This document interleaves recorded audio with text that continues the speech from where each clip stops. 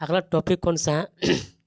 एक एक ध्वनि साउंड के बारे में, ठीक है। साउंड के बारे में मतलब भौतिक विज्ञान है जो है, ठीक। अब पढ़ेंगे, हम लोग पढ़ेंगे साउंड के बारे में। साउंड ध्वनि किसी को कहते हैं। देखिए, आप जब भी सुबह उठते हैं तो कि अनेक तरह का आवाज़ सुनते हैं कि मुर्गी के, चिड़िया के और अनेक मनुष्य के, हर तरह से आवाज़ करते हैं। क्या करते हैं? आवाज़ सुनते हुए देखते हैं, हर चीज़ की आवाज़ सुनते हैं। सब क्या है? ध्वनि। जो भी आवाज़ सुनते कोई वस्तु की आवाज़ सुनते हैं, जीव जंतु के, जो भी निर्जीव वस्तु के, वो कहा ध्वनि, कहा ध्वनि। हम पढ़ेंगे के बारे में, पढ़ेंगे ध्वनि किसको कहते हैं, ठीक है। देखिए, बाहर लिखा ध्वनि, ध्वनि की इंग्लिश बोलेंगे साउंड। क्या बोलेंगे? साउंड। ध्वनि तो पहले ध्वनि कहाँ से आता है? पहले देखो, ध्वनि देखो कहाँ से पड़ेगा। कोई भी वस्तु या निर्जीव या सजीव, जो भी वस्तु को हिलता डुलता है या कंपन करता है तो क्या उत्पन्न होगा? ध्वनि उत्पन्न होगा। क्या होता है? ध्वनि उत्पन्न करता है।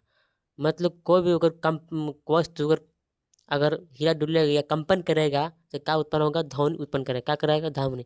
तो बाहर लिखा है कंपन करेगा, कोई भी वस्तु अगर कंपन करेगा तो ध्वनि उत्पन्न जरूर होगा। क्या होगा? ध्वनि उत्पन्न होगा, ठीक है।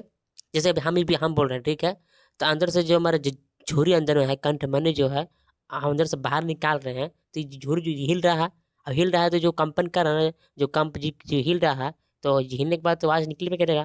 क्या है? ये ध्वनि, ठीक है।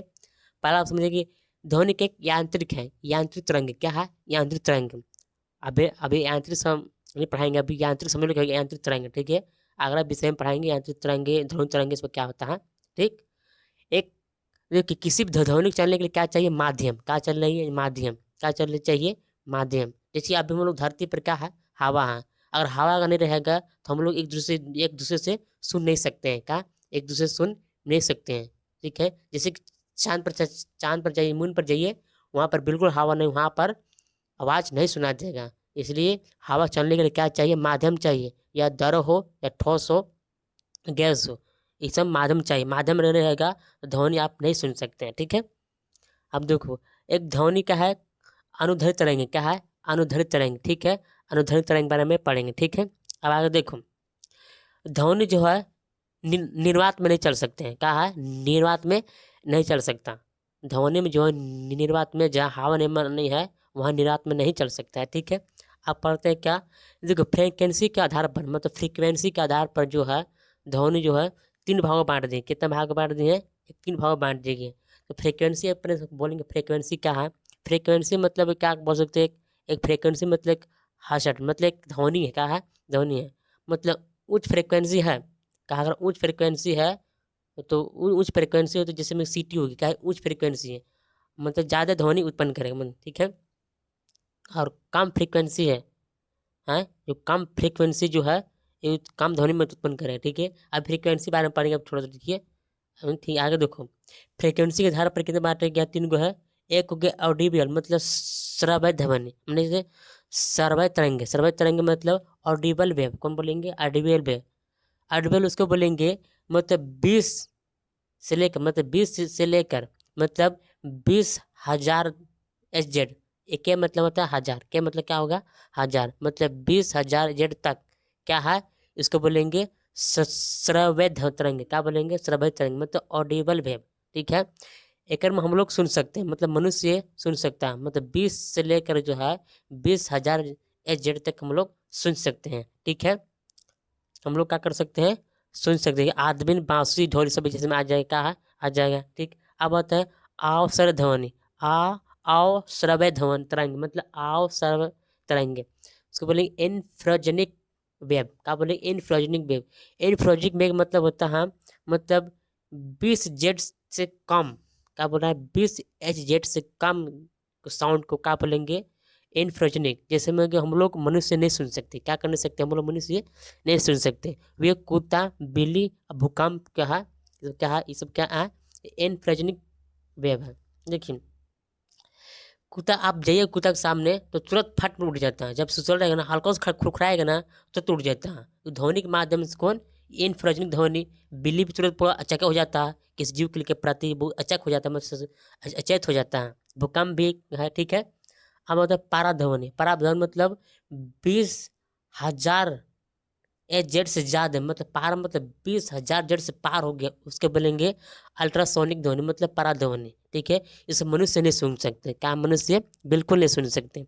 जैसे हो गया डॉल्फिन, बैट, बैट मतलब चमकदार, बंदर, ये सब सुन सकते हैं। क्या कर सकते हैं, इसका सुन सकते हैं। ठीक है, जैसे में हो गया इसका उपयोग कहाँ करते हैं, पराध्वनि का उपयोग सोनार में। मतलब कहीं अगर सोनार, सोनार मतलब क्या मतलब हो गया, क्या कहूँ अगर समुद्र के अंदर कुछ वस्तु डूबा हुआ है, इसको पता लगाने क्या लगाया जाता है, ये सोनार लगाया तो उसको फिट किया जाता है, तो उसको बोलेंगे एक सोनार लगाया जाता है। उसके पास मैंने कि इसके द्वारा मतलब अल्ट्रासोनिक ध्वनि के माध्यम से हम लोग पता लगा सकते हैं कोई वस्तु अंदर में के समुद्र के अंदर कहाँ डूबा हुआ है। ठीक है, सोनोग्राफी, सोनोग्राफी की जहाँ इसको ये डॉक्टर में यूज किया जाता है, सोनोग्राफी, अल्ट्रासाउंड जो इसको बोलते हैं। ठीक है, जैसे कीटनाशक, कृषि की जो कृषि में जब खेती किसान में जब कीड़ा मकोड़ा लग जाता है, इसको नष्ट करने के लिए कौन ध्वनि चाहिए, अल्ट्रासोनिक ध्वनि। कौन सा, अल्ट्रासोनिक ध्वनि।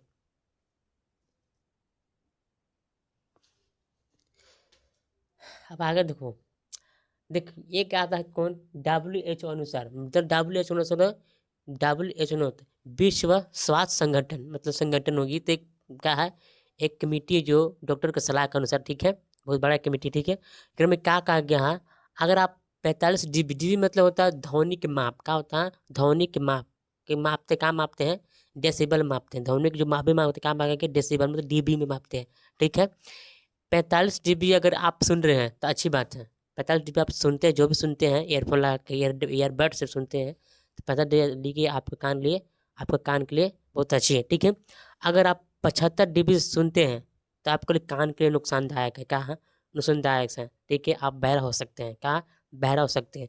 अब 80 dB लोग क्या बोलेंगे, शोर कहते हैं। कोई भी अगर 80 dB अगर अगर अगर ध्वनि चल रहा है उसको बोलेंगे शोर। क्या बोलेंगे, शोर। देखिए डीबी के बारे में अलग थोड़ा सा एक बता देंगे मैप के पाई चार्ट के बारे में। ठीक है, अब इतना ही समझ लो। आप देखो ध्वनि के गुण, ध्वनि गुण चार को बता दिए, तीव्रता है, चरतवा, प्रबलता, गुणता, चार गो है गुण। ठीक है, ध्वनि के गुण मतलब साउंड के गुण चार गो। ठीक है, पहला पढ़ेंगे प्रबलता। प्रबलता मतलब क्या, लाउडनेस का है, लाउडनेस, लाउड मतलब क्या है, लाउडनेस मतलब काम धीमा, काम धीमा। ठीक है, अगर आपका लाउडनेस धीमा है, मैं मतलब अगर लाउडनेस मतलब प्रबलता अगर कम है तो धीमी आवाज़ देगा, क्या देगा, धीमी धीमी आवाज़ देगा। अगर आपका लाउडनेस अगर ज़्यादा है, लाउडनेस ज़्यादा है तो आवाज़ वो ज़्यादा है, क्या देगा, ज़्यादा आवाज़ देगा। ये प्रबलता, प्रबलता मतलब ऊंच ज़्यादा कम आवाज़, मतलब प्रबलता मतलब प्रबलता मतलब ऊंच आवाज़, और प्रबलता कम मतलब कम आवाज़। ये प्रबलता मतलब बल मतलब प्रबलता। ठीक है, आप बताओ तीव्रता मतलब इंटेंसिटी, इंटेंसिटी मतलब तीव्रता। देखिए इंटेंसिटी है, इंटेंसिटी आयाम पर डिपेंड पड़ता है कि आयाम पर डिपेंड। आयाम मतलब क्या, आयाम किसको बोले, आयाम मतलब कोई वस्तु मतलब आयाम मत कर सकते हो कि ध्वनि जो उत्पन्न होता है, जहाँ से ध्वनि उत्पन्न होता है उसको बोले आयाम। स्पीकर देखा, स्पीकर मान लेते हैं, स्पीकर देखा है, स्पीकर बॉक्स के स्पीकर देखा, वो मान लेते हैं आयाम। क्या हो गया, आयाम, क्या है, आयाम। अगर आयाम अगर ज़्यादा है ध्वनि तेज निकलेगा। कहाँ, आयाम अगर ज़्यादा है तो ध्वनि तेज निकलेगा, आयाम अगर कम है तो ध्वनि धीरे धीरे निकलेगी। ये बोलेंगे तीव्रता। क्या बोलेंगे, तीव्रता मतलब क्या हो गया, तीव्रता। ठीक है, अब बोलेंगे तत्व, पिच। क्या बोलेंगे, उसको बोलेंगे पिच। पिच किसको कहते हैं, देखो पिच, पिच मतलब हो गया पतला या मोटा आवाज। क्या हो गया, पतला या मोटा ध्वनि। ठीक है पिच मान सकते हैं। ठीक है, अगर एच पी मतलब हो गया हाई फ्रीक्वेंसी, एच मतलब हाई, एफ मतलब होता है फ्रीक्वेंसी। क्या हो गया, फ्रीक्वेंसी। अगर आपका फ्रीक्वेंसी अगर हाई है, अगर आपका फ्रीक्वेंसी अगर हाई है और पिच भी हाई है, उसका उसका ध्वनि कैसा हो जाए, पतला होता है। कैसे कैसे कैसे होगा, पतला। जैसे हो गया सीटी। क्या हो गया, सीटी, इसकी इसका फ्रीक्वेंसी हाई है और पिच भी हाई है, तो सीटी क्या है भाई, पतला आवाज निकलेगा। क्या निकलेगा, मतलब इसका मतलब जो फ्रीक्वेंसी अगर ज़्यादा इसको है उसका आवाज पतला। क्या हो गया, पतला। ठीक है, और फ्रीक्वेंसी कम है, एच मतलब हाई, एफ मतलब फ्रीक्वेंसी, अगर कम है से तो मोटा आवाज कैसे निकलेगा, मोटा। जैसे कि ढोल हो गया, क्या हो गया, ढोल, इसका फ्रीक्वेंसी कम है। जेकर फ्रीक्वेंसी जेकर फ्रीक्वेंसी कम हो वो समझो कि उसका मोटा आवाज, और फ्रीक्वेंसी अगर ज़्यादा है तो पतला आवाज। ठीक है, ये क्या पिच के उदाहरण।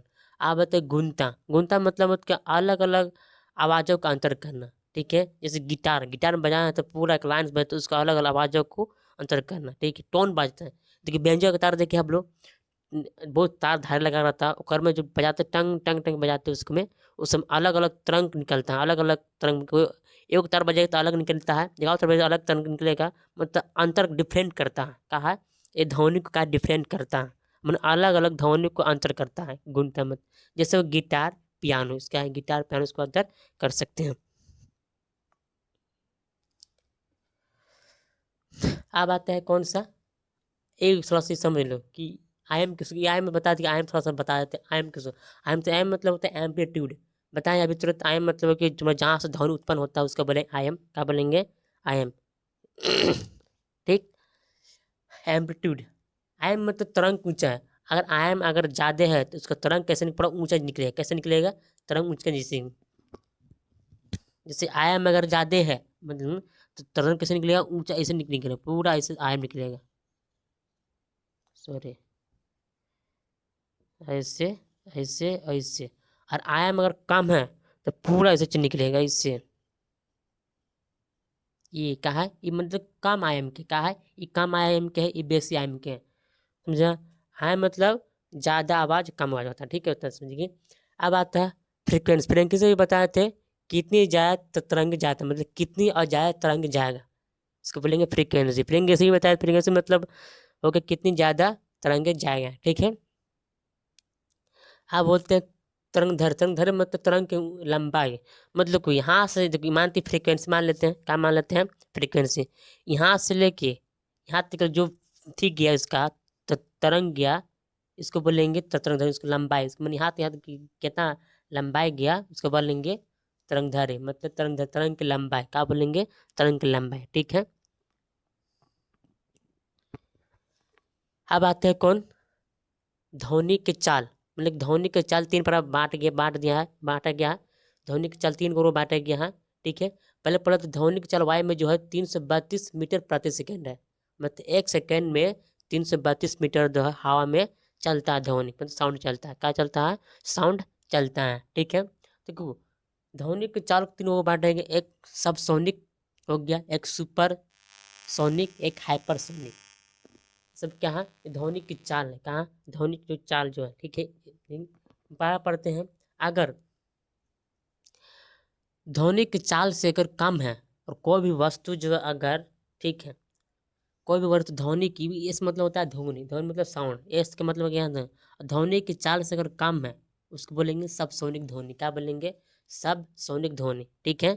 जैसे में हो गया वायुयान, एच आई मतलब हेलीकॉप्टर, एम से हो गया मिसाइल, मतलब ये सब क्या है सब सोनिक ध्वनि है, काम आ जाएगा सब सोनिक ध्वनि, मतलब चाल के अंदर में आ जाएगा, ठीक है, सब सोनिक ध्वनि, ठीक है। एक सुपर, सुपर सोनिक क्या बोलेंगे, सुपर, सुपर मतलब बोलेंगे ध्वनि के चाल से अगर ज़्यादा हुआ, ध्वनि के चाल से अगर ज़्यादा हुआ उसको बोलेंगे सुपर, सुपर सोनिक। जैसे हो गया लड़ाकू विमान, मतलब फाइटर जेट, सब क्या है सुपर सोनिक है, क्या है ध्वनिक चाल से ज़्यादा है, ठीक है। एक आता है कौन, हाइपरसोनिक, हाइपरसोनिक मतलब ध्वनि की चाल से 5 गुना अधिक होता है, 5 गुना अधिक होता है, उसका बोलेंगे हाइपरसोनिक। जैसे सूर्य मिसाइल जो है एक हाइपरसोनिक, क्या है हाइपरसोनिक है। देखिए अभी जो ध्वनिक चैप्टर है ये अभी चैप्टर आया हुआ है, ठीक है, अगला वीडियो में जानेंगे थोड़ा सा, ठीक है। जय हिंद।